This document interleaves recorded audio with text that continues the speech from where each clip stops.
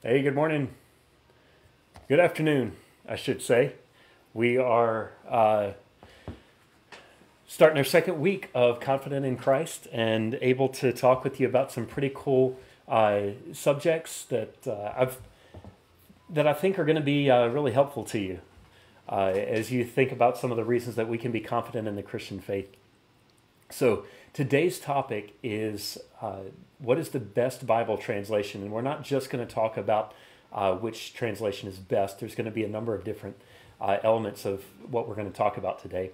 But that is one of the things we're going to talk about. Last week, we spent a lot of time talking about the text of the Bible, how we got from the authors of the Bible writing to the actual text being preserved and passed down to us today, and how we can be confident that what happened through all of those years of transmission, copying, how we can be confident that the text we have today is accurate.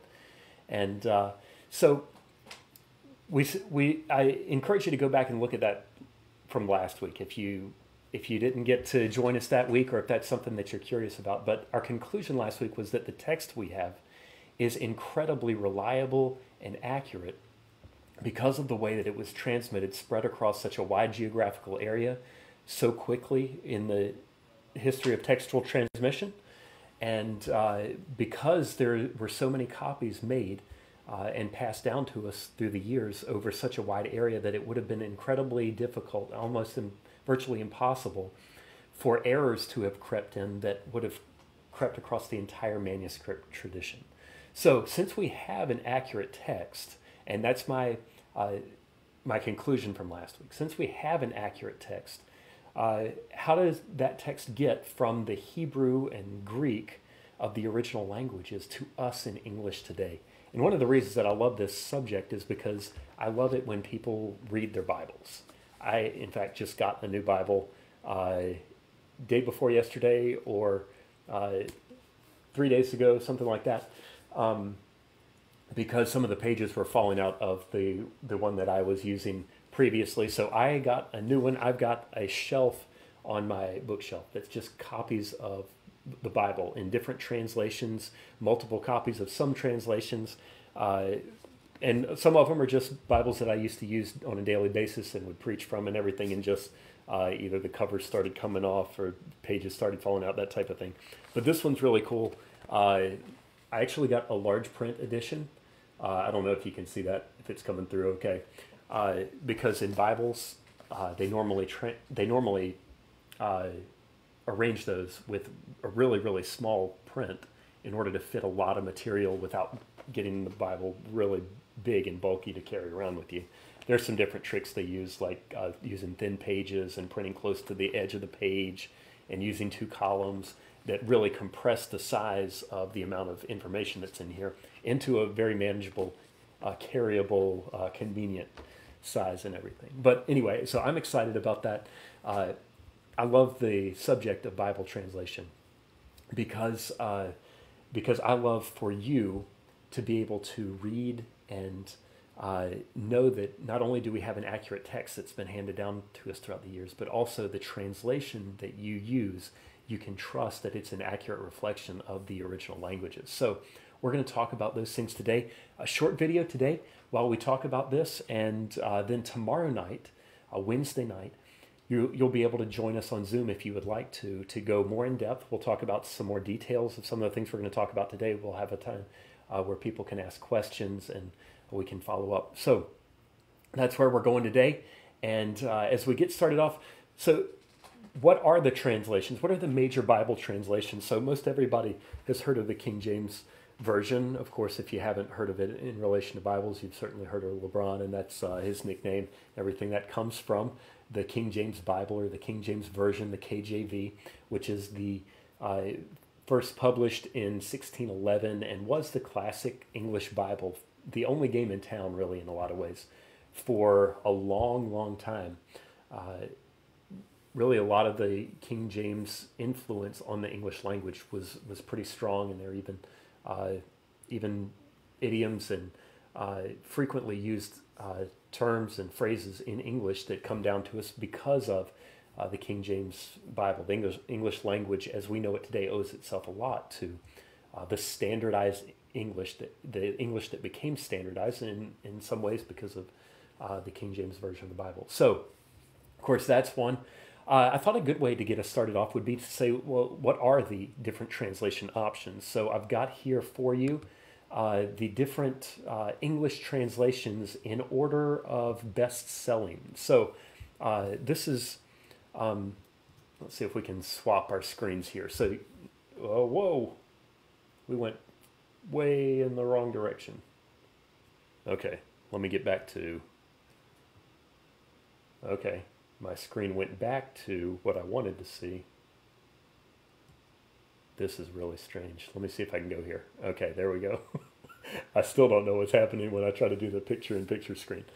But here's the top 10, or not top 10, because one of them was actually a Spanish translation of the best-selling Bibles is published August 2020, the Evangelical Christian Publishers Association. So the number one best-selling Bible in the English language is called the New International Version, or the NIV. You'll see people that talk about this thing love acronyms, so we've got plenty of acronyms here for you. Still, even after all these years, the number 2 most common Bible for people to use is the King James Version of the Bible. Still the second best-selling Bible today. So after that, you've got the New Living Translation, which has actually been moving up the list. This list, over a period of at least 10 years, if not more, has been remarkably stable. Very little movement has happened. It's not like back in July or June that this list was changed. Likely, hardly at all. So why is it doing that? That is crazy. Hold on just a second. I'm trying to get you to the right screen here. If I do this, there we go. Okay. I don't know why it's jumping ahead. New Living Translation, that's moved up a little bit on the list. The English Standard Version, ESV, pretty popular version there. New King James Version, so that was the church I grew up in, the pastor used that. I think because some people really were familiar with the King James Version, and pastor thought that we should use a little bit more updated version. So the New King James Version was built broadly on the King James Version, then tried to update some of the archaic language, these and thous and ye's and things like that, but still remained very similar to the King James Version. The CSB, the Christian Standard Bible, is a little bit of a newer option that's available. The Holman Christian Standard Bible was available back in the early 2000s, and then there was a major update, I believe in 2017, that they updated the translation, and they also updated the name to the CSB. So that's number 6. The NIRV is the children's version of the NIV, which is just made, the language is made even simpler for children in many cases. The Message is a paraphrase. It's not technically a translation, but it's popular enough that it appears on the list. And then number 9, the New American Standard Bible, NASB, which has been around for even longer than most of these modern translations, and is one of the more rigidly literal translations. So there's our list for you today. Now let's talk a little bit about what are the differences between these guys. So hopefully I can move ahead. Yeah, there we go. That's where I'm supposed to be. So when we talk about Bible translation, the normal way that people evaluate translations are from a more literal translation philosophy to a more dynamic translation philosophy. So what is the difference between that? So a literal translation philosophy, let me see if that will let me switch here. Why is it trying to jump ahead? That's crazy. Hold on. Some of my hotkeys are messing something up. I don't know what it is. Just work with me. So we've got the Bible translation continuum here. You see on the left side, you've got the formal word-for-word translation. So that's a more quote-unquote literal I don't know if literal is the best word, but that's normally what you hear it called. Word for word translation philosophy. So each Greek word, each Hebrew word they're going to do the best they can to try to find the English equivalent that would match that word and translate as much word for word as possible. Now, on the other end of the spectrum, you have paraphrase. In fact, on this graphic, you actually do have paraphrases mentioned. You've got the Message and the Living Bible. Now, the Living Bible was a paraphrase. It was not a translation. Paraphrases are even more loose and just trying to, like, give me a verse and let me rephrase it in a more understandable way for you. Not really trying to adhere to the language very much necessarily at all. So those really border on not being translations, but dynamic and thought for thought. So we want to translate phrases and sentences in the way that is going to convey that meaning, not necessarily putting as much emphasis on the word for word translation. So you've got this continuum, and you can kind of see here in the middle, let's see, in the middle of your screen, you see the CSB, which I mentioned earlier, the NIV, the New Revised Standard Version, which didn't make the list of top selling translations, so we're not really going to talk about that one today. Kind of occupying the middle ground there, New King James Version a little bit to the side. Now, further over to, let's see, this side of your screen, you've got the New American Standard Bible, which I mentioned was really literal, the ESV being more on the literal side, the King James as well. So that gives you just a ballpark figure. People that evaluate these things, they're gonna look at them differently. But generally speaking, I think this is a fair comparison. And this graphic actually comes from the website of the Christian Standard Bible, the CSB, as they try to lay out their translation philosophy and why they believe that their approach was the best. So in a lot of ways, we're talking about more literal versus less literal, or more word for word versus more thought for thought. Let me give you another way of comparison. This is also from the CSB website. I thought they had some really helpful graphics here. This one not only compares on the bottom of your screen, you see the quote-unquote literal scale, word for word formal equivalence versus dynamic equivalence. And then you also have a readability scale, which I appreciate because I think there are a number of different facets that go into evaluating what is a good Bible translation, what do you want to use. So the ones toward the top of the graph are going to be more easy to read. The ones toward the bottom of the graph are going to be harder to read. Now, if you just take this criteria, now you might, they're trying to find the optimal balance. So like I said, this comes from the CSB website. It might not surprise you that they found their own translation to be the optimal balance between literalness and readability. So who determines what's optimal? That's kind of the big question for us today. What really is optimal? But I think this graph is really helpful for a couple different reasons. Number one is that you see the readability list. Very high on that rating are not only the CSB, but also the NIV, which we mentioned was the number one selling translation, the New Living Translation. But you notice the New Living Translation is way over to this side where it's more dynamic equivalent than quite a bit more than even the NIV. Now, on the bottom scale, dynamic equivalence versus formal equivalence. Here's one topic that comes up a lot of times when we talk about Bible translation. A lot of times people assume, well, the more literal the Bible translation, the better it is. And that's kind of reflected in this graph. It's the more formal equivalence, the more word-for-word translation, the better. Actually, it's moving this way, I'm just because I'm backwards. It's better to be more word-for-word. I'm not sure that assumption is necessarily true. Now, all translations, all of the translations on this list, try to be as word for word as much as they can, while also rendering in what they believe is understandable, readable English. Does that make sense? Nobody is saying, well, word for word doesn't matter. Literalness doesn't matter. They're just disagreeing about where is the threshold between literalness versus readability. It's a balancing act, really, for any translation. And these translations have chosen different approaches. So one thing that you'll notice is that the readabilities, there's kind of a ceiling on readability. Most of those translations kind of fall into that 68% on their scale of readability. But the formal equivalents, there's a lot more of a balance on where the spectrum of translation falls. So, like I said, some people say the more literal the translation, the better.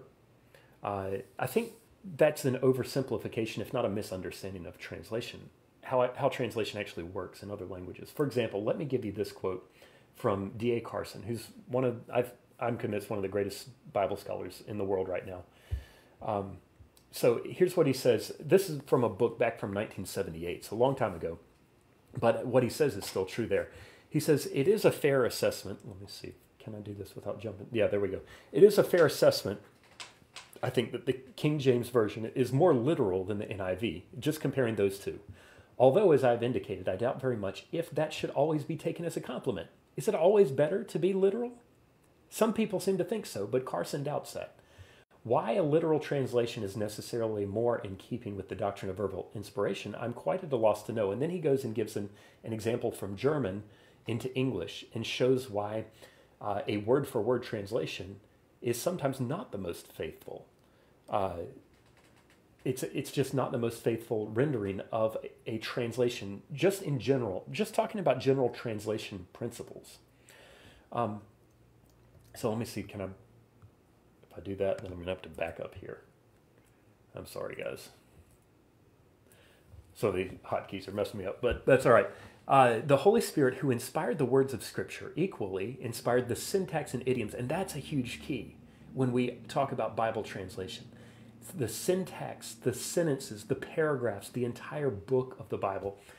If we focus only on getting a word-for-word translation, finding a Greek word, looking it up in a Greek dictionary, translating it that way, we can sometimes miss the forest for the trees. We can sometimes even mislead in terms of what translation is. For example, when we go on some of our mission trips to Lithuania, I've got this book, Idiomatic American English. We teach some English classes, and we go through these examples of, in English, when a literal translation would be bizarre and completely incomprehensible in another language.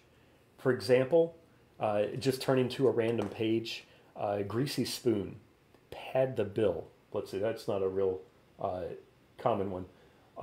Tie the knot, for example. We all know what that means in English, but if you were to translate that literally, word for word, into another language, it just wouldn't make sense. Jam-packed, 6 feet under, wet one's whistle, hit the spot. You know, these kind of things, we know what they mean because we speak English and they seem very natural to us. But if you were to translate them into another language, it wouldn't make sense. And you have that in Greek and Hebrew as well.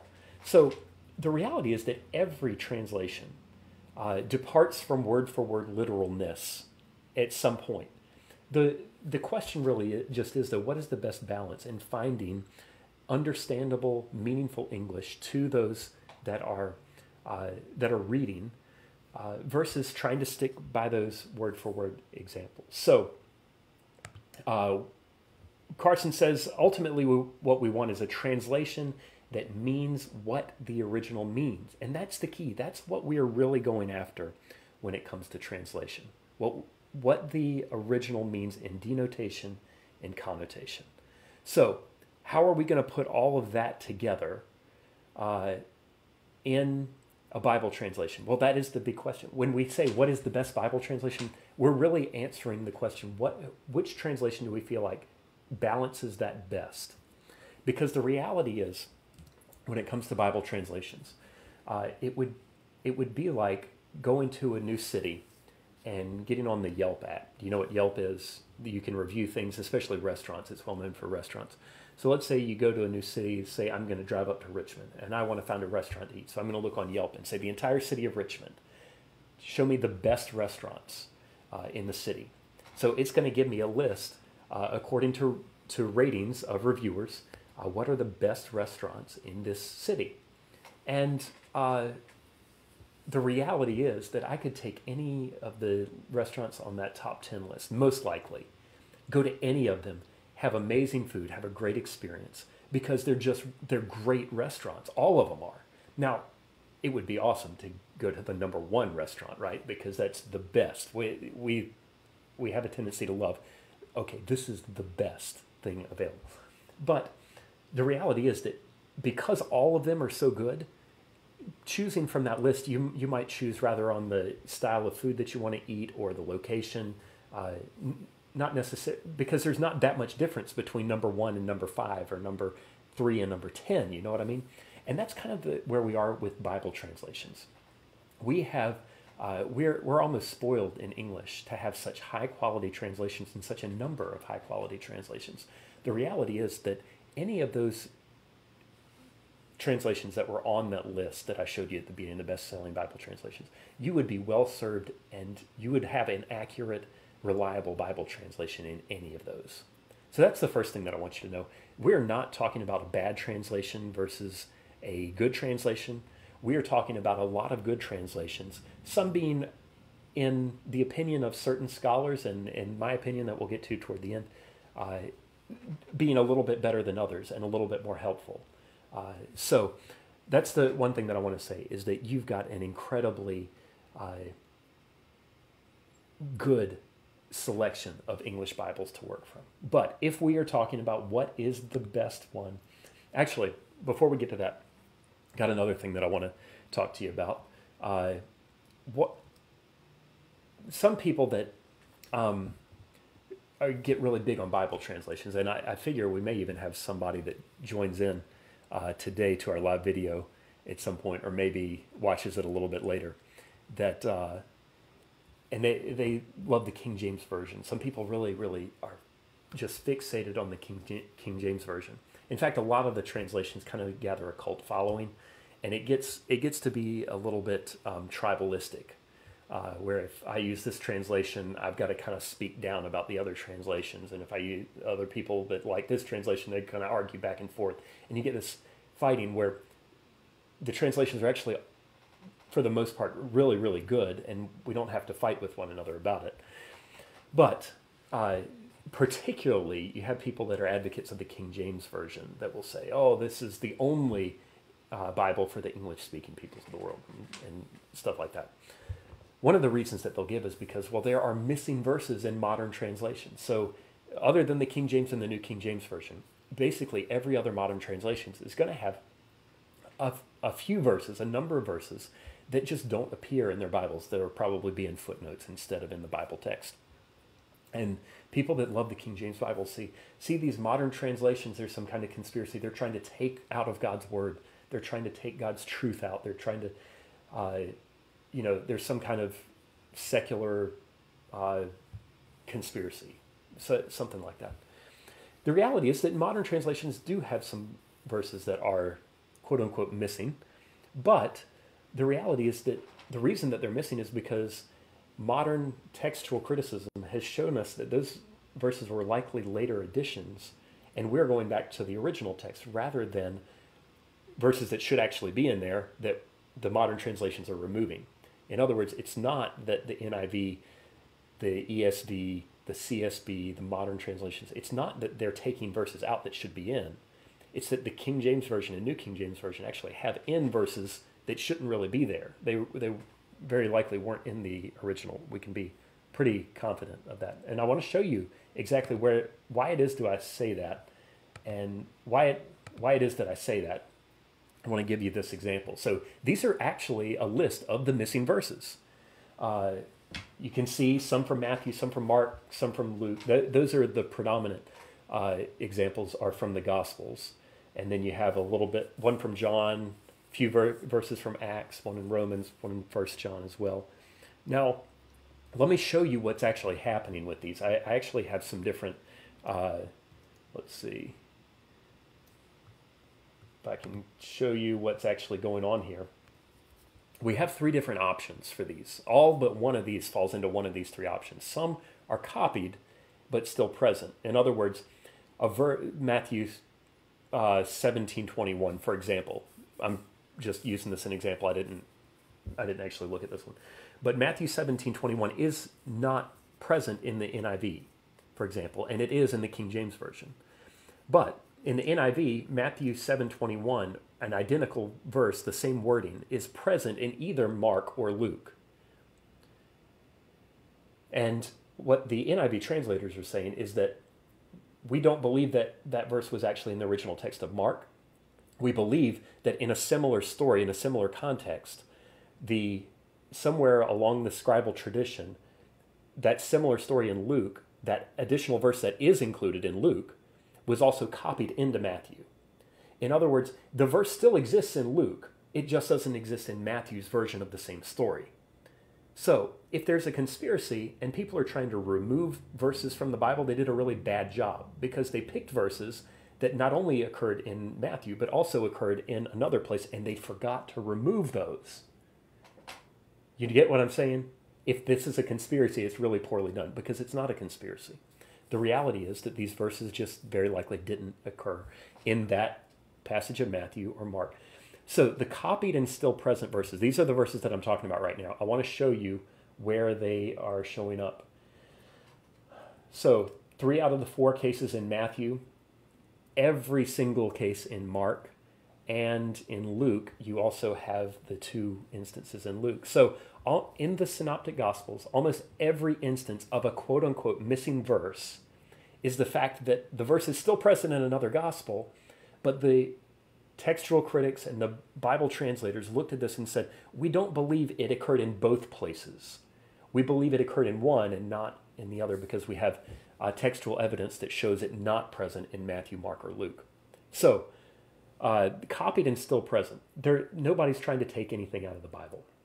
The second example, let's see, are liturgical editions. These are instances where the church very likely had some kind of saying. Looks like it's going to draw my circles again for me. The church had some kind of liturgical saying that was tagged onto some verses, and later on in the history of the church, those were also added into probably a marginal note and then crept into the text of Scripture. So 3 different instances when that occurred. Matthew 6:13, which we talked about last week, the longer ending of the Lord's Prayer, for thine is the kingdom, the power, and the glory forever and ever. Amen. So that's one example of those. And then the last version, the extra explanation, that's what we have in John 5:4 and in the other instances in the book of Acts. So I think the reason that my graphics are not working is because I have to export this to an HTML document after I get it ready in Keynote, and so I apologize for having to go through these animations again, but the information is right here for you to see. Oh, that figures. So here we go. We'll let it appear again as we go through here. But extra explanation. In other words, in John, for example, the story about how the angel would come and stir the water seems to be a later addition for that. And the textual evidence points to that. So all but one of these verses that are quote-unquote missing as criticisms of modern translations are explained in one of these 3 ways. There really is no conspiracy about it. Now, there are some bigger questions, 1 John 5, 7, and 8, the ending of Mark's Gospel, and the end of chapter 7, the beginning of chapter 8, that we'll talk about some tomorrow night on our Wednesday night time. But short of that, really all these are explained. There really is no modern reason, no reason today to continue to read the King James Version of the Bible unless you just love the majestic sounding language of it. That's just the reality. The King James Version has been surpassed in the quality of translation. The manuscripts that it's translated from are deficient compared to the ones that we have today. Unless you just love King James English. And some people do, and there's nothing wrong with that. If you love that, then keep using the King James Version. Nothing wrong with it. But short of that reason, there's really nothing to commend it over a modern translation. That may be controversial to some people that may listen to this, but I believe that's firmly borne out by the evidence, and I can give you some of the details of that tomorrow night if you want to. So What is the best English translation? That's kind of our question for today. Sorry, I didn't mean to back up. For some reason, every time I push the equal button, it's backing up on me. There we go. So my first tier, the translations that I would recommend as first tier translations are the NIV, the CSB, and the ESV. The ESV being the most literal of those. NIV and CSB being a first, close, and second to me. My personal preference is the NIV. I think it is the best English translation available. Some people use the NIV because it gets beat up on some being the most popular, and some of the fans of other translations kind of make it the target and say, we're going to show you why all the reasons you shouldn't use the NIV and you should use ours instead. So sometimes it's the target of a lot of criticism. I think sometimes unfairly so. No translation is perfect. I'm never going to argue that there's no room for improvement, but even though it is the target of a lot of criticism, what I would say is that my belief, my conviction about this, after teaching the Bible for 11 years as a pastor, after studying it as a student and comparing translations almost on a weekly basis, my assessment is that the NIV is the best English Bible translation that's available to us today. Now, some people will disagree. Some people will prefer one of these other translations and say that one of the others is the best. But I believe that the best-selling translation is also the best translation, and it's what I use. It's what we have in the chairs at our church. So I think it is highly readable. I think the translation is of untouched quality in the translation committee and the proofreading and the work that they have done in the NIV. It's exceptional. It stands, in my opinion, head and shoulders above the rest. But a close second, the CSB, they've done an incredible job with that. Also very readable. ESV is less readable.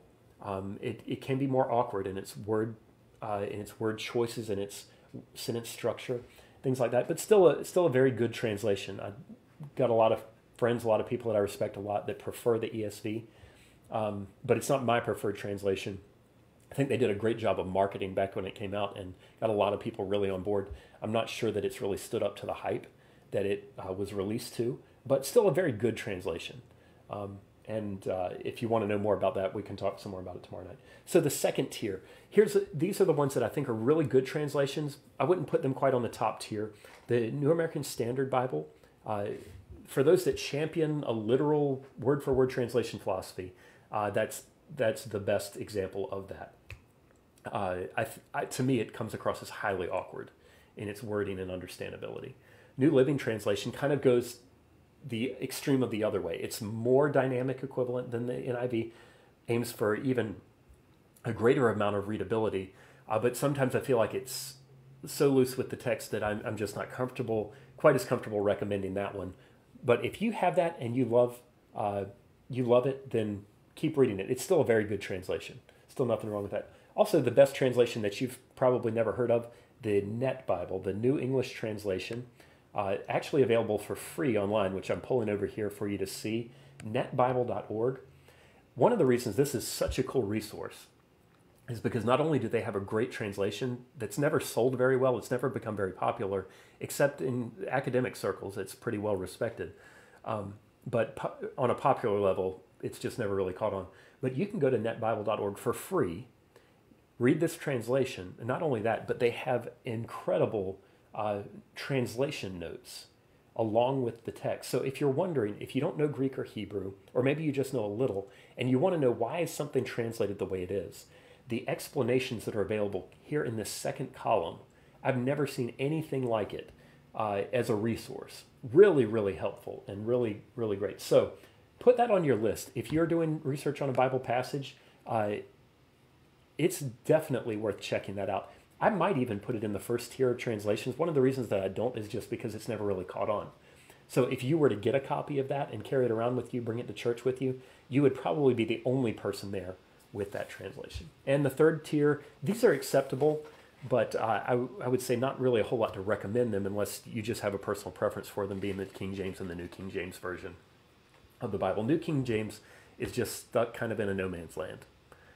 They tried to update and be more modern. They retained the older, less reliable textual tradition of the King James Version. So they wanted the best of both worlds. What I think in reality what they got was they kind of got the leftovers, the worst of both situations, because they kept the questionable textual readings and they lost the majesty of the King James English. So at that point, it's like either stay with the King James or come on over to a modern translation. There's no reason to kind of stand in the middle in no man's land. I find New King James to be pretty awkward and hard to read as well. So that's why I put those toward the bottom. But like I said, we're talking here about the difference between restaurant number 2 and number 7 on the entire city, the entire metropolitan area, right? These are still very good translations. They're just, if we're going to pare it down and say what are the best, I wouldn't quite qualify them as that top tier. So I think that's kind of answering our question for today. Wanted to let you guys see that. Wanted to talk with you about this. I want you, if you would leave us a comment below, if you want to take part in our Wednesday night Zoom meeting. Last week we had a great crowd. A couple people had joined us that aren't normally part of our Wednesday night crowd. Of course, a lot of people that are normally taking part in our Wednesday night Bible study as well. But we would love for you to join us. So you can either leave a comment on the video, and I don't think Facebook is loading this right now for me. So I can't see. Oh, I do see. Oh, there we go, Gene. Gene said, if I told my family the King James was merely acceptable, I might be disowned. That's true. Like I was telling you earlier, people that love the King James Version are very adamant about that. They can be very passionate and irrationally passionate about the fact that the King James is the best and the only translation you should use. And some of you may have family members like that. Some of you may have used to be that way and think that way. The evidence does not point in the favor of that being the correct opinion, though. So just to lay that out for you a little bit, we could do a whole afternoon, a whole video on the King James Version and the good things about it, and also the drawbacks to it. Why we probably shouldn't use it as our main Bible today. So yeah, that's great. But if you want to take part tomorrow night, and either send us a message on Facebook or contact the church in another way. If you have a way of doing that, email us info@nsfeb.com.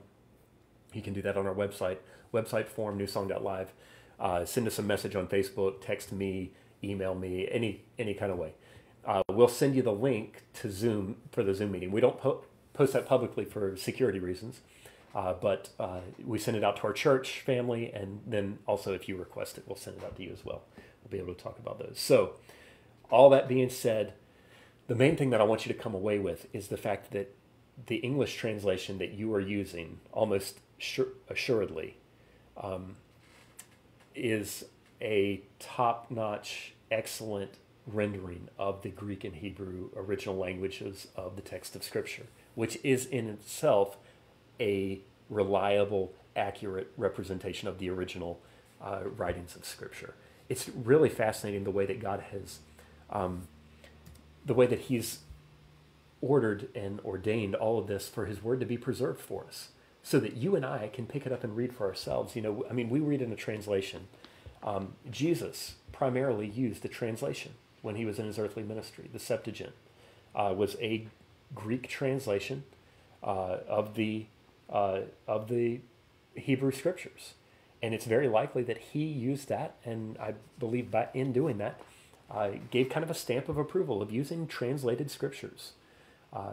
Lots of different, the apostles, for example, quote from the Septuagint regularly. So we have plenty.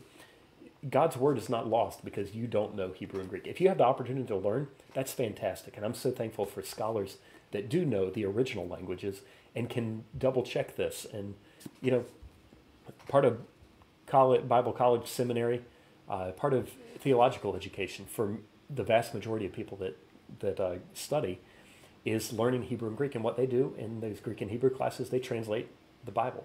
The Bible is the most widely translated, most proofread, most double checked, triple checked, 1,000 times checked translation of any work of literature in the history of the world. I believe it is no stretch to say that the translation of the Bible from Greek and Hebrew into especially English, I don't know about all the other languages, but I do know about English, is the best translated work of literature that's ever existed on the face of the earth. You don't have to worry that because you can't read the original languages, you don't have access to God's Word. You can be confident that when you pick up your Bible, you're reading God's Word.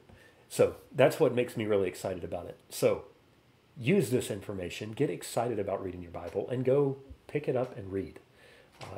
If you need to know what passages to read, message us, text us, let us know. We've got a couple different reading plans we can send to you, short ones and long ones, depending on what you want. But thank you guys for joining today. Went longer than I wanted to again, I'm sorry. One of these days I'll figure out how to trim down the Tuesday afternoon session. But hopefully it was interesting. Hope you enjoyed it. And I really appreciate you guys joining us today. And we'll sign off for today. Hope to see you tomorrow night if you can join us there.